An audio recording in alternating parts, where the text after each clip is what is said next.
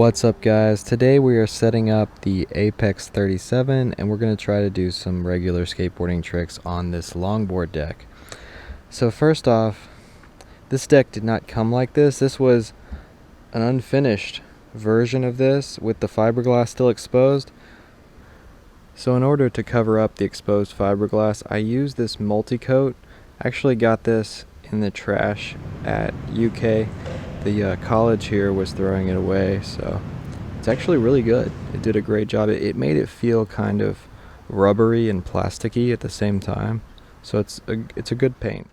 One thing that's kind of interesting about this board is I only actually paid $55 for this deck when I'm sure they used to be over $100. Now at this point, I'm still not quite sure if this is actually a fake version of this board and it's just made of maple and there's no real fiberglass, but it really did look like there was fiberglass when I was covering it up. It actually dried really fast too. As soon as I sprayed it on, just within a minute or so, it was totally dry. So these did not come on the board. I had to order these separately. I'll have a link in the description to eBay where I got this board if you're interested in that. So with these guards, you have to actually drill a hole all the way through the deck and put a bolt in. I'm debating on just drilling it with these on or putting a little marker dot in there and then taking them off and drilling it, but then I'd have to realign them exactly the same. That might take a little while, so I might just drill straight through. So I will diverge from the norm and do videos like this about longboards or penny boards or some random thing, but I will get back on track and do more tutorials because this channel is mainly trick tips and skateboarding. So definitely stay tuned for more skateboarding content soon. So this is a really interesting board. It has a weird shape. It's like it's upside down. So the nose and tail are curving down. But once you put those guards on for the nose and tail, those little kickers, they add a little bit of concave and a little bit of shape and make this a really fun board.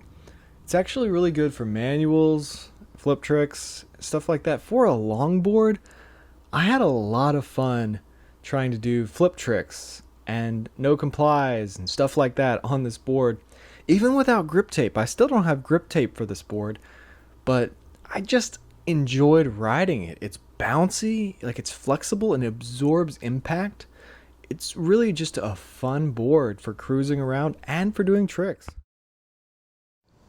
So I put one of these in and it's really easy and self-explanatory. Just drill a hole all the way through it and then you just use an Allen key on one side and a flathead screwdriver on the other side and tighten these bolts on, and that's gonna secure it on here.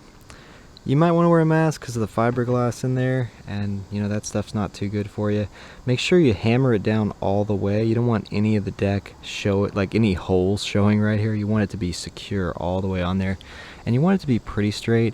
I feel like I didn't get it perfectly straight, but I got it pretty straight on there, straight enough that it's gonna work.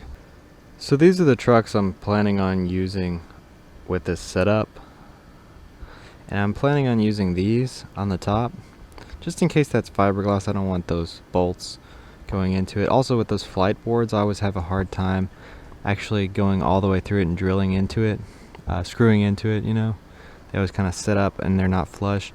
So this is the main problem with these trucks. A long time ago I made a video with a surfboard with trucks on it riding into a lake, and because of that these are really rusty. So right here you can see this is actually stuck on there because of the rust, so I have to figure out how to get that off first. So I found the fastest way to get rid of it was to cut through it with a grinder. I tried pulling it off with pliers and stuff like that, but it just wasn't working, so I kind of hit the axle a little bit. So we've got a little bit of a notch out of the axle now. So one thing I'm thinking about doing is actually sanding down the axle because it's so rusty. I don't want more bearings to get stuck on it. I've got some sandpaper left over from whenever I made those wheel wells. It's very possible I may be looking at immediate wheel bite. So this side looks much more professional. I don't know how these things are going to be for doing tricks. They might get in the way. This side looks less professional because I didn't have another one of those. I have two of these, but I didn't like this one as much. And I've got white bolts on this side because I ran out of the normal silver bolts. So I've got this thing all set up. I've got some orangutan wheels on here, and we'll test it out. I'm gonna roll over to the bicycle shop and get some grip tape for this board. I'm probably gonna have to move the trucks up a little bit because I feel like I am gonna get wheel bite. So I'm gonna roll on this thing for the first time, and not too bad, but if I got really aggressive with it, I feel like I would get some wheel bite.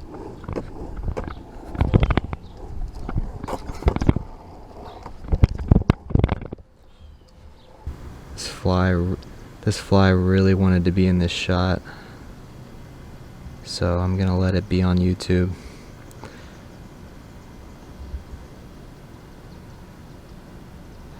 Wow, this 15 to 45 kit lens has pretty good macro capabilities.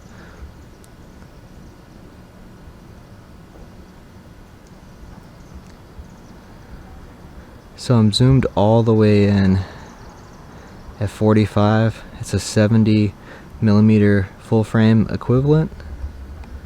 And yeah, we've got pretty good macro capabilities. It's like combining both my YouTube channels, the camera channel and the skateboarding channel right here. So I really hope you guys enjoyed this video. If you like this kind of content, reviews, tutorials, and videos about what I'm learning as I grow as a skateboarder, hit that subscribe button, and thanks for watching.